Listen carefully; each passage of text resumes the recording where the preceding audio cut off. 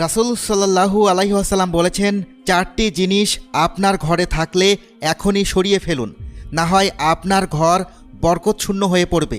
টাকা পয়সা যতই উপার্জন করুন, কিভাবে খরচ হয়ে যাবে আপনি নিজেও বুঝতে পারবেন না। সর্বপ্রথম যে জিনিসটা সরিয়ে ফেলতে হবে সেটা হলো যে কোনো ধরনের বাদ্যযন্ত্র। রাসূল সাল্লাল্লাহু আলাইহি ওয়াসাল্লাম বলেছেন, যেই ঘরে বাদ্যযন্ত্র থাকবে সেখানে রহমতের ফেরেশতা আসবে না। দ্বিতীয় যে জিনিসটি হলো সেটা হচ্ছে ঘণ্টা।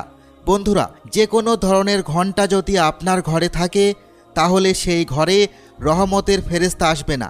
তৃতীয় যে জিনিসটা হলো সেটা হচ্ছে যে কোনো ধরনের ছবি, ঘরের দেওয়াল হোক অথবা শোকেস হোক, ঘরে কোনো প্রাণীর বা মানুষের ছবি রাখা যাবে না। চতুর্থ যে জিনিসটা হলো সেটা হচ্ছে টয়লেট থেকে বের হয়ে দরজা আটকে রাখবেন, কোনোভাবেই দরজা খোলা রাখবেন না।